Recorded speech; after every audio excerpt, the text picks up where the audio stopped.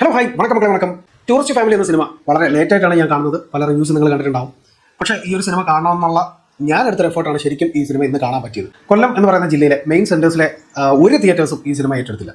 അത് ഭയങ്കര സങ്കടകരമായിട്ടുള്ള കാര്യമായിട്ടാണ് എനിക്ക് തോന്നിയത്. വർഷങ്ങൾക്ക് മുമ്പ് കൊല്ലം മെയിൻ സെൻറ്ററായിട്ടുണ്ടായിരുന്ന ഗ്രാൻഡ് പ്രിൻസ് തിയേറ്ററുകളൊക്കെ ചെറുതൊന്നോ വലുതൊന്നോ ഇല്ലാതെ അനിഭാഷാ സിനിമകൾക്ക് അവർ റിലീസിംഗ് സെൻ്ററായിട്ട് തന്നെ നിൽപ്പുണ്ടായിരുന്നു. ചെറുതോ വലുതൊന്നും ഇല്ലാതെ അവർ സിനിമകൾ പ്ലേ ചെയ്യുമായിരുന്നു. പിന്നെ ഒരു 10 പേരെങ്കിലും എത്തിക്കഴിഞ്ഞാൽ അല്ലെങ്കിൽ ഒരു 5 പേര് കൂടുതൽ ഉണ്ടെന്നുണ്ടെങ്കിലും അവർ ഷോ ഇട്ട് കൊടുക്കുമായിരുന്നു. അങ്ങനെ ഒരു നല്ലൊരു കൾച്ചർ ആ തിയേറ്റേഴ്സ് കീപ്പ് ചെയ്തിട്ടുണ്ടായിരുന്നു. അതുകൊണ്ട് തന്നെ ഒരുപാട് മുൻപിറങ്ങിയ പല തമിഴ് സിനിമകളും ഡബ്ഡായിട്ടുള്ള തെലുങ്കിൽ നിന്ന് വന്ന സിനിമകളും ഒക്കെ അങ്ങനെയൊക്കെയാണ് കണ്ടിട്ടുള്ളത്. ബട്ട് ഇന്ന് ആ തിയേറ്റർ ഇല്ലാതായതോടുകൂടി ഇവിടുത്തെ മൾട്ടിപ്ലക്സ് തമ്പുരാക്കന്മാർക്കാർക്കും വലിയ സിനിമകളോട് മാത്രമേ താല്പര്യമുള്ളൂ. സൂര്യയുടെ അജിത്തിൻ്റെയൊക്കെ സിനിമകൾ വന്നാൽ, വിജയുടെ സിനിമകളൊക്കെ വന്നാൽ മാത്രമേ ഇവരെടുക്കാറുള്ളൂ. ചെറിയ സിനിമകൾക്ക് സ്ക്രീൻ അവർ കൊടുക്കാറില്ല. അത് വളരെയധികം ബുദ്ധിമുട്ടാണ്. ഇന്ന് ഞാൻ ഏകദേശം 40 കിലോമീറ്റർ അപ്പുറമുള്ള തിയേറ്ററിൽ പോയിട്ടാണ് ഈ സിനിമ കാണുന്നത്. അതെനിക്ക് കാണണമെന്നുള്ളൊരു വാശിയുണ്ടായിരുന്നു, അത് കണ്ടേ പറ്റുള്ളൂ എന്നുള്ളൊരു ആഗ്രഹം ഉണ്ടായിരുന്നു. അതുകൊണ്ട് തന്നെയാണ് അത്രയും റിസ്ക് എടുത്ത് അവിടെ വരെ പോയത്. അങ്ങനെ ഇന്ന് പുനലൂർ തായലക്ഷ്മി എന്ന തിയേറ്ററിലാണ് സിനിമ കണ്ടത്. ശരിക്കും പറഞ്ഞാൽ ഇവിടെ അടുത്തുള്ള പല തിയേറ്റേഴ്സിലും സിനിമ കണ്ടപ്പോഴത്തേക്ക് ഇല്ലാത്ത ഒരു കാര്യം അവിടെ ഉള്ളതായിട്ട് എനിക്ക് ഫീൽ ചെയ്തു. ഓഡിയോ കാലിബ്രേഷൻ നല്ല അടിപൊളിയായിട്ട് ആ വോക്കൽസിൻ്റെ സൈഡിൽ നിന്ന് കൃത്യമായിട്ട് കിട്ടുന്നുണ്ട്. അതുപോലെ തന്നെ മറ്റ് ഇൻസ്ട്രുമെൻസിൻ്റെ ആണെങ്കിലും മറ്റു കാര്യങ്ങളൊക്കെ ആണെങ്കിലും നമുക്ക് കൃത്യമായിട്ട് എന്താണോ കിട്ടേണ്ടത് ആ രീതിയിൽ തന്നെ കിട്ടി എന്നുള്ളതാണ് എനിക്ക് ഇന്ന് ഈ സിനിമ കണ്ടപ്പോഴത്തേക്ക് മനസ്സിലായത്. സോ ആ ഒരു ക്വാളിറ്റി മെയിൻറ്റെയിൻ ചെയ്യുന്നതിന് അവർക്കൊരു കൈയടി ഞാൻ കൊടുക്കും. കാരണം എല്ലാ തിയേറ്റേഴ്സും ഇത്തരത്തിലൊന്നും തിങ്ക് ചെയ്യാറില്ല എന്നുള്ളത് എടുത്തു പറയേണ്ട ഒരു കാര്യമാണ്. പുതിയ തിയേറ്റേഴ്സിലൊക്കെ നമ്മൾ കയറുമ്പോൾ എക്സ്പീരിയൻസ് ചെയ്യുന്നൊരു സുഖം പിന്നീട് അങ്ങോട്ട് പോകുമ്പോൾ കിട്ടാറില്ല. അതെന്തുകൊണ്ടാണെന്ന് ചോദിച്ചു കഴിഞ്ഞാൽ ഇത്തരത്തിലുള്ള ചില കാര്യങ്ങൾ അവിടെ ശ്രദ്ധിക്കണം. നമ്മൾ പെട്ടെന്ന് പോകുന്ന ഒരു സിനിമ കാണുന്നു വരുന്നു, നമ്മൾ ഈ ടെക്നിക്കൽ ക്വാളിറ്റി അധികം ശ്രദ്ധിക്കാറില്ല. അതുകൊണ്ടാണ് ഇത്തരത്തിലുള്ള കാര്യങ്ങളെപ്പറ്റി നമ്മൾ ചിന്തിക്കാത്തത്.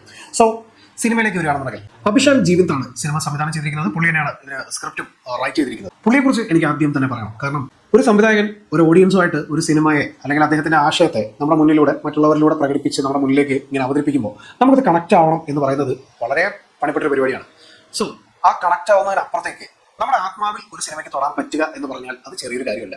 അവിടെയാണ് അഭിഷാൻ ജീവൻ എന്ന ഈ ഡയറക്ടർ 100% വിജയിച്ചു എന്ന് വേണം ഞാൻ കരുതുന്നത്. അങ്ങനെയാണ്. കാരണം എനിക്ക് അത്രയും സാറ്റിസ്ഫാക്ഷൻ കിട്ടി. എന്തുകൊണ്ടാണ് എന്നുള്ളൊരു ചോദ്യം പറയുകയാണെന്നുണ്ടെങ്കിൽ ഈ സിനിമയിലെ പല മൊമെന്റ്സും ഓഡിയൻസിന് അത്രമേൽ സ്വീകാര്യമാക്കുന്ന തരത്തിലാണ് അദ്ദേഹം എഴുതി ഫലിപ്പിച്ചു വെച്ചിരിക്കുന്നത്. ആ എഴുതി ഫലിപ്പിച്ചതിനെ ഈ സിനിമയിലെ ആക്ടേഴ്സിനെ കൊണ്ട് അദ്ദേഹം ഗംഭീരമായിട്ട് വിഷ്വലൈസ് ചെയ്യിപ്പിച്ചിട്ടുണ്ട്. അവരുടെ പ്രകടന മികവ് പലപ്പോഴും ഈ സിനിമയെ ഗംഭീരമാക്കി ഒരു പടി മുന്നിലോട്ട് നിർത്തി എന്ന് വേണം പറയാം. അത്രയ്ക്ക് മനോഹരമായിട്ടാണ് ഈ സിനിമ കൈകാര്യം ചെയ്തിരിക്കുന്നത്. സിനിമയിലെ പ്രധാന കഥാപാത്രങ്ങളെ അവതരിപ്പിച്ചിരിക്കുന്നത് ശശികുമാർ, സിമ്രാൻ, യോഗി ബാബു, മിഥുൻ ജയശങ്കർ, കമലേഷ് ജഗൻ, യോഗലക്ഷ്മി, ഇളങ്കോ കുമാരവേൽ, MS ഭാസ്കർ, ഭഗവതി പെരുമാൾ തുടങ്ങിയവരാണ്. അപ്പോൾ ഇവരൊക്കെയാണ് ഇതിനകത്ത് മെയിൻ ആക്ടേഴ്സായിട്ട് നമ്മുടെ മുമ്പിൽ എപ്പോഴും ഉള്ളത്, നമുക്കറിയാവുന്നവരും. സോ ഇതിനപ്പുറത്തേക്ക് കുറേ ആക്ടേഴ്സ് ഈ സിനിമയിലുണ്ട്. നമ്മുടെ മലയാളത്തിലൊക്കെ ഡബ് ചെയ്യുന്നൊരു ചേച്ചിയുണ്ടെങ്കിൽ ആ ചേച്ചിയുടെ പേര് എപ്പോഴും ഞാൻ പറഞ്ഞു. പുള്ളിക്കാരി ഈ സിനിമയിൽ ഇളങ്കോയുടെ വൈഫായിട്ട് വരുന്നുണ്ട്.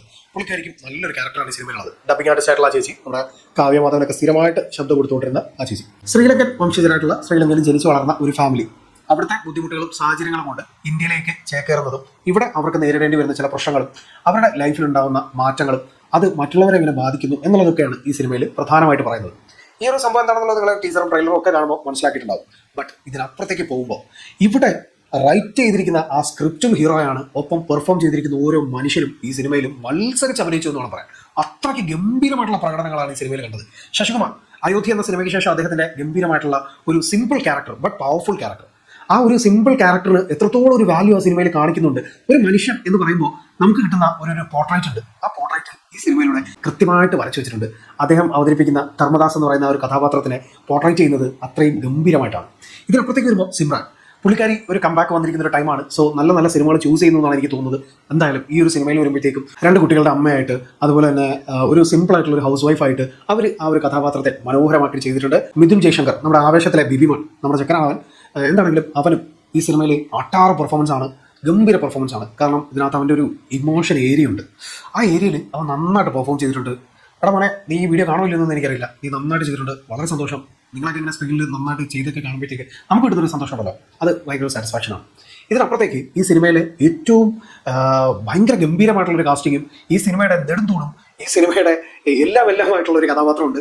അതാണ് ഈ സിനിമയിലെ 2ാമത്തെ മോൻ, ഒരു അടാറ് മുതൽ കമലേഷ് ജഗൻ. എൻ്റെ മോനെ, ഇവനാണ് ഈ സിനിമയിലെ പല ഏരിയാസിനെ ഇവിടെ നിന്ന് ഇങ്ങനൊരു പീക്ക് ലെവലിലോട്ട് കൊണ്ടുപോണത്. എൻ്റെ പൊന്നു മോനെ, നീ ഈ കൊച്ചു പയ്യനാണെങ്കിലും ഇവൻ ചെയ്തു വെക്കുന്ന ഏരിയ ഒക്കെ ഉണ്ടല്ലോ, നല്ല ഗംഭീരം എന്ന് പറഞ്ഞാലും ഒരു അടാറൈറ്റുകളാണ് ഇവൻ ചെയ്തു വെക്കുന്നത്. തുടക്കത്തിലെ ഒരു ഇമോഷൻ വെക്കുന്നുണ്ട്. ആ ഇമോഷനെ കുറച്ച് കഴിയുമ്പോൾ അവൻ തന്നെ ബ്രേക്ക് ചെയ്യുന്നൊരു സാധനമുണ്ട്. അവിടെ വരുമ്പോൾ ശരിക്കും യാറാവേ അങ്ങനെ നമ്മൾ കേൾക്കും. ആ കേൾവി പിന്നീട് അങ്ങോട്ട് ഇവൻ ഈ സിനിമയിൽ ഇവൻ്റെ അഴിഞ്ഞാട്ടമാണ്. അഴിഞ്ഞാട്ടം എന്ന് പറഞ്ഞു കഴിഞ്ഞാൽ ഇവൻ്റെ ഒരു 1.5 അഴിഞ്ഞാട്ടമാണ്. ഒരു തിയേറ്ററിൽ ഇരിക്കുന്ന ഓഡിയൻസിനെ ഫുള്ള് കൈയടിപ്പിച്ച് ചിരിപ്പിച്ച് ഇങ്ങനെ കൊണ്ടുപോകാൻ ഒരു കൊച്ചു കുട്ടി ചെയ്ത് തീർക്കുക എന്ന് പറഞ്ഞു കഴിഞ്ഞാൽ അതൊരു ചെറിയ കാര്യമല്ല. ഇവൻ അടാറ് പെർഫോമറാണ്, ഗംഭീര പെർഫോമറാണ്. കമലേഷ് ജഗൻ ഒരുപാട് ഉയരങ്ങളിലെത്തട്ടെ, അത്രയ്ക്ക് കിടിലം പെർഫോമൻസ്. ഇതിനകത്തൊരു ബ്രേക്കപ്പ് സീനിന്റെ ബിൽഡ് ചെയ്യുന്ന വേറൊരു ഐറ്റം ഉണ്ട്. ആ ഒരു ഐറ്റത്തെ കൊണ്ടുവന്നിട്ട് ഇവൻ ചെയ്ത് വെക്കുന്ന സാധനം, എൻ്റെ സാറെ തിയേറ്ററിൽ ഇരുന്നിട്ട് ചിരിക്കാത്ത ഒരൊറ്റ മനുഷ്യൻ പോലും ഇല്ല. ചിരിക്കാത്തൊരു മനുഷ്യൻ ആ തിയേറ്ററിൽ കാണൂല. അത്രയ്ക്ക് കയ്യടികളും ചിരികളും വരുന്ന ആ തിയേറ്ററിൽ മനോഹരമായിട്ട് അവൻ ചെയ്തിട്ടുണ്ട്. സോ അട്ടാറ് പെർഫോമൻസ് ആക്കി. പിന്നെ നോക്കുകയാണെന്നുണ്ടെങ്കിൽ യോഗി ബാബു അദ്ദേഹത്തിന്റെ ചെറിയൊരു ക്യാരക്ടറാണ്. സോ ആ ക്യാരക്ടറിനെ വളരെ മിതത്വത്തോടുകൂടി മാന്യമായിട്ട് ചെയ്തു വെച്ചിട്ടുണ്ട്. അതിനപ്പുറത്തേക്ക് കൂടുതലൊന്നും ചെയ്യല്ല, തീർന്നു, അത്രേ ഉള്ളൂ. പിന്നെ ഇളങ്കോ അദ്ദേഹത്തിന്റെ ക്യാരക്ടറാണെങ്കിലും ഭഗവതി പെരുമാളിന്റെ ക്യാരക്ടറാണെങ്കിലും ഒക്കെ മനോഹരമായിട്ടുള്ള ഇമോഷൻസിനെയാണ് കൈകാര്യം ചെയ്യുന്നത്. എം എസ് ഭാസ്കറിന്റെ ഒരു ഏരിയ, ഇതൊക്കെ ഈ സിമ്പിൾ എന്ന് പറയുന്ന ഒരു ഇതുണ്ടല്ലോ, അതായത് വളരെ യാഥാർത്ഥ്യമായിട്ട് ബന്ധപ്പെട്ട് നിൽക്കുന്ന അത്രയും മനോഹരമായിട്ട് പോകുന്ന കുറേ മനുഷ്യർ, അവർക്കിടയിൽ നടക്കുന്ന കുറേ ചെറിയ ചെറിയ കാര്യങ്ങൾ, പക്ഷെ അതിന് അത്രയും വലിയൊരു മനോഹരത ഉണ്ടെന്ന് ഈ സിനിമയിലെ പല സീൻസ് കാണുമ്പോൾ നമുക്കത് മനസ്സിലാക്കാൻ പറ്റും. അത്രയ്ക്ക് മനോഹരമായിട്ടാണ് ഈ കൈകാര്യം ചെയ്തിരിക്കുന്നത്. അതുപോലെ തന്നെ യോഗലക്ഷ്മിയുടെ പെർഫോമൻസും നല്ലതായിട്ടാണ് ആ പെൺകുട്ടി ചെയ്തിരിക്കുന്നത്. അവളുടെ ഒരു പ്രപ്പോസൽ സീനുണ്ട്, അത് ഭയങ്കര രസമാണ് കേട്ടോ, അടിപൊളിയാണ്. ഈ പിള്ളേരൊക്കെ വേറെ ലെവലാണ് കേട്ടോ. ഇതിനകത്ത് കാസ്റ്റിംഗ് ഭയങ്കര അടിപൊളിയായിട്ടാണ് സെറ്റ് ചെയ്ത് വെച്ചിരിക്കുന്നത്. എനിവേ ഇതിനകത്ത് പെർഫോം ചെയ്യാത്തൊരു മനുഷ്യൻ പോലും ഇല്ല. ചുമ്മാ വന്നു പോകുന്ന ഒരു പട്ടിക്കുട്ടി വരെ ഈ സിനിമയിൽ ചെയ്തു വെക്കുന്ന ചില സംഭവങ്ങളുണ്ട്, വളരെ നൈസാണ്.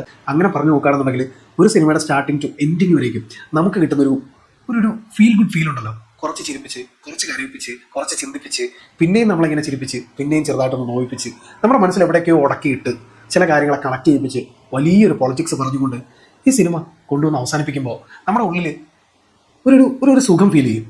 അത്രയും മനോഹരമായിട്ടാണ് സിനിമ കൊണ്ടുവന്ന് നിർത്തുന്നത്. അത്രയ്ക്ക് ഗംഭീരമുണ്ടോ ഈ സിനിമ. ഇത് എഴുതി വെച്ചിരിക്കുന്ന ഈ മനുഷ്യൻ അഭിഷാൻ ജീവന്ത്, പുള്ളിക്കാരനും ഈ സിനിമയിൽ ഒരു ക്യാരക്ടർ ചെയ്യുന്നുണ്ട്, മനോഹരമായിട്ട് പെർഫോം ചെയ്തിട്ടുണ്ട്. സിയാൻ റോൾഡനാണ് സിനിമയ്ക്ക് വേണ്ടി മ്യൂസിക് കൈകാര്യം ചെയ്തിരിക്കുന്നത്. പുള്ളിക്കാരൻ വളരെ നൈസായിട്ടുള്ള മ്യൂസിക് എന്ന് വെച്ചാൽ ഒരുപാട് ഓവറാക്കിയിട്ടില്ല, എന്നാൽ ഒരുപാട് താത്തിട്ടില്ല. മൂവിയുടെ മൂഡ് എന്താണോ ആ മൂഡിനനുസരിച്ച് കാര്യങ്ങൾ വളരെ മനോഹരമായിട്ട് കൈകാര്യം ചെയ്ത് കൊണ്ടുപോയിട്ടുണ്ട്. ചില ഏരിയാസിൽ ചിരിപ്പിക്കുന്നിടത്താണെങ്കിലും അതുപോലെ തന്നെ ഇതിനകത്ത് കുറേ ഏരിയാസിൽ ഇങ്ങനെ പാട്ടുകൾ കയറി വരുന്നുണ്ട്, പല പോർഷൻസിലും പാട്ടുകൾ വരുന്നുണ്ട്. ആ പാട്ടിനൊക്കെ കൊടുത്തിരിക്കുന്ന ഒരു ഫീൽ ഉണ്ട്, അത് നമുക്ക് കറക്റ്റായിട്ട് കിട്ടും. അത് എന്താണ് ഉദ്ദേശിക്കുന്നത് ആ ഫീൽ നമുക്ക് അതിലൂടെയും കിട്ടും, വിഷ്വൽസിലൂടെയും കിട്ടും. സോ സിനിമാറ്റോഗ്രാഫി ഗംഭീരമായിരുന്നു. അരവിന്ദ് വിശ്വനാഥനാണ് സിനിമാറ്റോഗ്രാഫി കൈകാര്യം ചെയ്തിരിക്കുന്നത്. മനോഹരമായിട്ടുള്ള ഫ്രെയിംസ്, തുടക്കത്തിൽ രാമേശ്വരത്തിലേക്ക് കുറച്ച് പോർഷൻസ് ആയിട്ട് കാണിക്കുന്നത് വളരെ സിമ്പിളായിട്ട് നൈസായിട്ട് ചില ഫ്രെയിമിങ്ങുകളൊക്കെ കൊണ്ടുവന്ന് വെക്കുന്നതും പ്ലേസ് ചെയ്തിരിക്കുന്നതും ഒക്കെ ഭയങ്കര നൈസായിരുന്നു. സോ നിങ്ങൾക്ക് 150 രൂപ ഈ സിനിമയ്ക്ക് വേണ്ടിയിട്ട് ചിലവാക്കി എന്ന് പറഞ്ഞിട്ട് നിങ്ങൾക്ക് ഒരു നഷ്ടവും വരുമെന്ന് എനിക്ക് തോന്നുന്നില്ല. കാരണം അത്രയും മനോഹരമായിട്ടുള്ള ഒരു സിനിമയാണ്. ഒരു 150 രൂപ വോട്ട് എന്ന് വെച്ച് നിങ്ങൾ തിയേറ്ററിലോട്ട് പോയിക്കോ. നിങ്ങൾ തിരിച്ചിറങ്ങുമ്പോൾ ആ 150 രൂപയുടെ മേലെ നിങ്ങൾക്കൊരു 1500 രൂപയുടെ സാറ്റിസ്ഫാക്ഷൻ കിട്ടുമെന്നുണ്ടെങ്കിൽ അതിനേക്കാൾ വലുത് എന്താണ് ഒരു തിയേറ്ററിൽ നമുക്ക് ഇറങ്ങുമ്പോൾ കിട്ടുന്നത്. അത്രയ്ക്ക് മനോഹരമായിട്ടുള്ള ഇത്രയുള്ളൊരു സിനിമയാണ് ടൂറിസ്റ്റ് ഫാമിലി.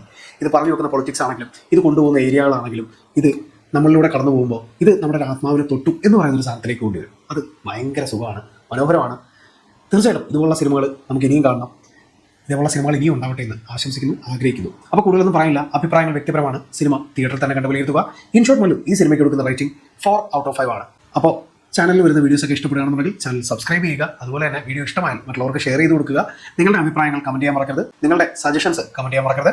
അപ്പോൾ തീർച്ചയായിട്ടും കൂടെ ഉണ്ടാവുക, കട്ടയ്ക്ക് സപ്പോർട്ട് ചെയ്യുക. നിങ്ങളൊക്കെ ഇടുന്നൊരു കമൻറ്റിലായിരിക്കും ചിലപ്പോൾ നമുക്ക് കിട്ടുന്നൊരു സന്തോഷം. ഇത്രയും കഷ്ടപ്പെട്ട് ഇത്രയും ദൂരമൊക്കെ പോയി ഒരു സിനിമ കണ്ടിട്ട് വന്നിട്ട് നിങ്ങളോടൊരു അഭിപ്രായം പറയുമ്പോൾ ഒരു കമൻറ്റ് ചെയ്യുന്നതിനകത്ത് എന്തിനാണ് ഇത്ര വിഷമിക്കുന്നത്? ഒരു ലൈക്ക് ചെയ്യുമ്പോൾ അത് നമുക്ക് കൂടെ തരുന്നൊരു സപ്പോർട്ടല്ലേ, നീ മുന്നോട്ട് പോടാ എന്ന് പറയുന്നതിന് തുല്യമാണ് അതൊക്കെ. തീർച്ചയായിട്ടും നിങ്ങളൊക്കെ കൂടെ ഉണ്ട്, നിങ്ങളൊക്കെ കൂടെ ഉണ്ടാവണം. കൂടെ ഉണ്ടെങ്കിൽ മാത്രമേ ഇങ്ങനെയൊക്കെയുള്ള കാര്യങ്ങൾ ചെയ്യാൻ നമുക്കൊരു എനർജി കിട്ടുള്ളൂ. സോ കൂടെ ഉണ്ടാവുമെന്ന് വിശ്വസിക്കുന്നു. അപ്പോൾ പുതിയ വീഡിയോ